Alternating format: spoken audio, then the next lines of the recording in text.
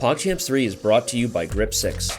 Grip 6 is an American manufacturing company dedicated to making the very best belts, wallets, and wool socks. Grip 6, built to wear, not to wear out. Visit grip6.com/PogChamps. Yep, I could have taken on c7. Damn it! 1, 2, 3, keep it going now! I can see Logic looking mighty comfy. He is. He's getting ready for the match, and Michelle is setting up her stream. She's already live on her channel. She has been practicing, warming up with puzzles. And by the way, they are off. And a symmetrical London. Not unexpected, because Logic is very classical. He's a, he'll copy you right out the gate. He's not interested in deep prep. He's interested in just getting a position to play. Levi, I think you know about this preparation. Both you and me have been working with Michelle. Oh, a6, though, I don't think is an opening setup we have predicted. Yeah, I think that he's trying to play knight c6 and avoid bishop to b5. It is no secret. Anna and I have worked with Michelle, and although I do feel a bit bad as the commentator now in this position, I don't feel too bad as a coach. And Michelle should be right. So bishop d3 is not really prep, but that's still what she's supposed to do. She's very focused, drawing arrows to some of the potential squares of the queen, but the only square available without losing the queen is the c7 pawn.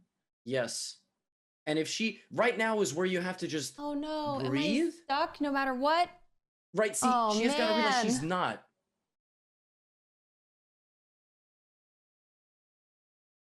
She can actually take the pawn. Like, that's what you have to, just one square to the right. Can't That's go protected by the bishop. here. Can't go here. She's only looking at the free squares. Can't go here. Can't Yeah. go here. She hasn't spotted yet that the bishop Can't on go f4 there. is helping her escape. Wow. Yikes. Like, she might end up taking the rook because she's like, oh, I'm going to lose material anyway. But she doesn't realize she could just slide over one square, take the pawn. She's just taking it out of her thought process.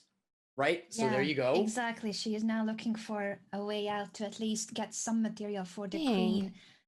I wonder if she will go and scan the board again, because if she does another round of what squares are available for the queen, she may spot the capture on c7.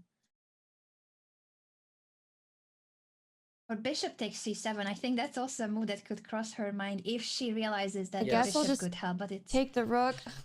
I don't know what else Yeah. to do. She got tunnel visioned. And the thing is, like, you got to look at everything. Look at everything you can take, because and she's just ignoring the pawn. That's the thing. I don't know how Just to. don't-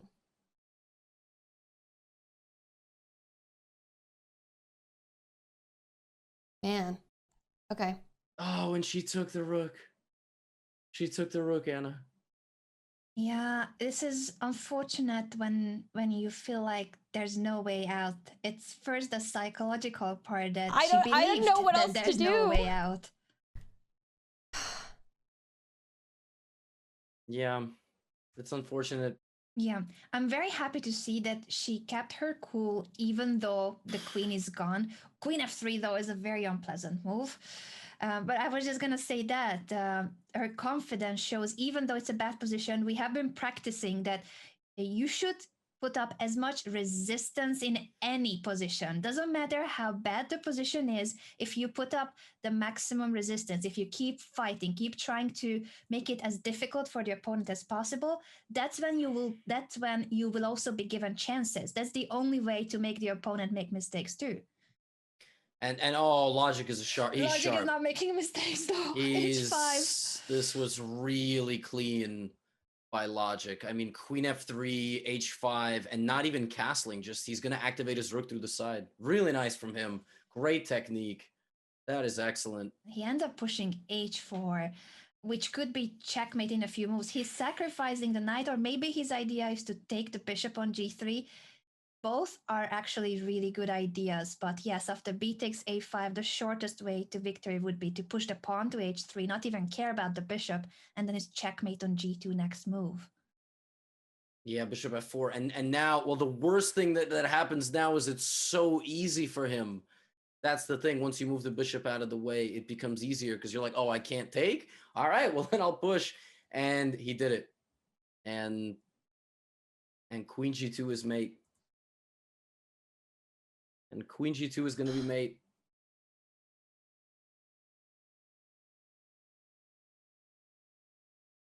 Oh my god, no! Yep, I could have taken on c7. Damn it! Wow. And even if they take, I take back. Or if something else happens, then I could have gone here. Oh my god! So frustrating. And obviously on break, we did have Michelle stream up as they're getting on the way. She did see that queen takes c7 moment. Those are the hardest moments. You know, those are the moments where you can channel your frustration into just learning.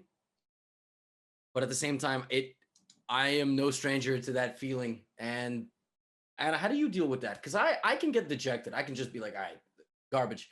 In the garbage. I'm done. I'm taking a break. I'm taking a mental timeout. Here, there's no timeouts, though. There are no timeouts, and that's very difficult when it comes to playing one game after the other. Michelle has to put that aside. New page, it's a blank page, and as if nothing happened. Easier said than done, but she has to completely put that behind her so that she can focus on this game. This is now her chance, and she's going for the preparation that we were looking at. Bishop to c4 is a setup that Logic often plays against the Sicilian. Well, often. There weren't a huge sample of games, but he played it in a few games against the Sicilian, so Michelle reacted well with e6, but now she's combining it with the dragon, because her normal setup would be the dragon. But once again, just like last game, there's a full game of chess to be played. There's decisions to be made. There's doubts to be casted upon your own thought process. And that is where champions are made or broken. Very true. I'm looking at Logic's stream at the moment, but he doesn't draw arrows. He's one of the few participants that doesn't draw many arrows. He's just sitting there, very calm, very chill, focused. But that's why it's so important to always analyze what changes in the position when you move that piece. What is it that it's no longer guarding? And in this case, Logic spots it, captures the pawn on d5. Exactly. And I feel like obviously playing on oh no, the bishop.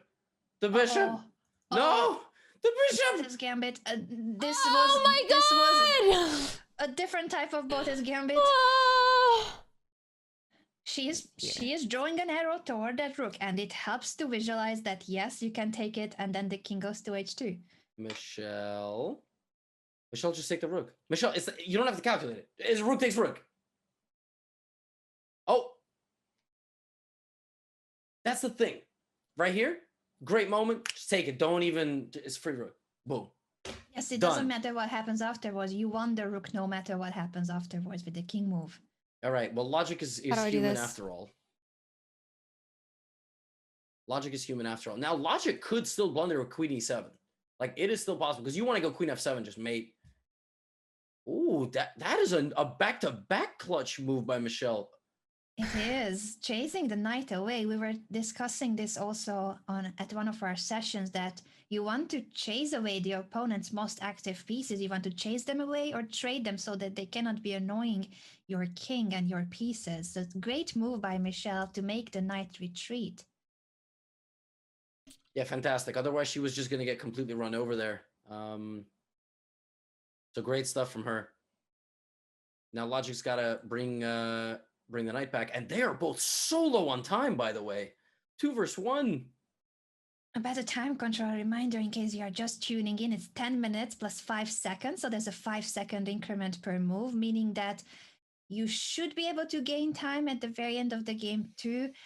But it's not much. 5 seconds, it's not much to think for. Knight to f3, knight e4 would have been somewhat stronger to try to get the queen to f6, but knight f3 does attack the rook. Yeah, and Michelle's got to realize her rook isn't just like she's got to remember the positioning of all of the pieces, just like she had forgotten about that bishop on a2. She's got to realize it's under attack and just bring it back to safety. like somewhere, or keep it over there. Just try to take all the pawns. Rook e2, for example. I think she will go for rookie too, because this is something we've discussed a lot, and we call it Castlemania. When your rook, it's part of Castlemania when your rook is on the 2nd or 7th rank, so that you can start attacking and capturing the opponent's pawns and attack their king too through the 2nd rank. I think that's certainly a move she will consider, but she's really low on time. Rookie too. Yeah, and the thing is, she just had the arrow to that square for 40 seconds. And she didn't move. She had the arrow. I know, we don't have to. We had it on. Well, she's drunk. Just have that confidence. My rook's under attack for a reason. Okay. Because now the problem is, how much time does she have? 27 seconds is not enough. Okay. Yeah, if he goes now here, she's nervous for the I go time, for here. sure. If he goes, Oh no, indicate, queen and move then would this be pinned. hanging the queen. Oh my god! Oh my god! But she sees those ideas on the king side. Rook Oh F2 my and rook G2. god! Michelle is like, What am I I'm not telling thinking you, of? she's What am the I not thinking embodiment of? of like all people who are honest If with he goes themselves here, will I learn go in chess there. as beginners, as adults. If Like he goes the here, nerves, sky high. Here, Yeah, she's what extremely do I do nervous. here. He takes. Shoot. But I like that she's planning ahead. She has Oh my been god, I don't know what to practicing do if this he does too, that. to plan ahead, especially when you're low What do I on do time. if he You goes want to here? use your What do I opponent's do if he goes time there? to figure out what's going to happen. Queen to do I d6, do? a good move by logic, attacking the knight on f4 so that Michelle cannot just go and Shoot! capture the pawns. She has to pay attention to the hanging knight. She's so low Okay. on time. Oh my god! I need to think. Yes. I need to move my knight somewhere safe. Just move it to e6 or h5. Okay, I'm just gonna move it here so it's safe. You know what else? I actually think that the availability square thing should Probably be not off. the best How about move, that? but whatever. Hmm. Okay. That's an interesting one. Just so you could see it yourself. Oh, now we can't move here. Okay, so I continue here. Correct? Right. He goes here. Wow, this is crazy. They both have less than a minute. They both have less than a minute, and he's gone in with knight e5. But if she takes the pawn, it guards f7. It does. 7 seconds left for Michelle. Michelle, don't just fight. go! Michelle, move. I feel like Michelle. I'm missing something. Oh, Oh my- no! Oh no, she has No, run out of Michelle! God time. damn it, the time! Oh no. Michelle! No, Michelle! Michelle! Oh, I feel her pain. Logic, want to start with you. Your impressions, these two games, how you feeling? And also, why are you so low? Why are you so low, Ray, man? You're like 1,500 strength. Knock it off. Cut it out. Well, thank you. That's very sweet of you. It's because I play a lot of games drunk at night. So, and I be hitting hella rematches that I probably shouldn't do in an inebriated state. Also, I look like a tomato. I don't know what's going on with my camera. No, but Michelle played fantastic. It was super fun. You know, it never felt like it was just easy, nothing like that. She played great.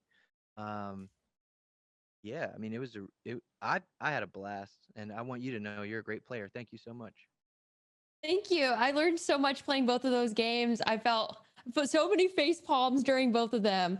I didn't even realize in the second game how close to the end on time I was. Oh my gosh. Are there any plans to get a base of openings for you to do some openings prep? I know you mentioned Joe Bruin, because I feel like if you just had those openings, 1,400 could be right there. Thanks. Yeah, for sure. I mean, I have a certain, you know, I like different openings, but I like the Italian school. So I kind of know that line. Then after that, I don't know. I mean, yeah, I guess you know what it is. I'm gonna be real, man. I 100% love learning chess. I do love sitting down. I do love taking the time, but I don't want to do it to the point that it's not fun. Does that make sense? So, and what's fun for me is to kind of sit down with an opponent, know some things, know theory, understand, definitely analyze my games, look back, face people who are definitely challenging, but I kind of like, you know, freestyling a little bit and just having a good time. I don't want to be like this Arnold Schwarzenegger computer guy. So I just like having fun, man. Michelle, how do you see the event? This was very insightful, Bobby. Thank you for sharing your mindset with us. And I was curious about Michelle's mindset because you came into this competition as your challenge accepted mission. So you only started chess a few weeks ago. Can you remind the viewers what your challenge is about and how are you feeling about it now?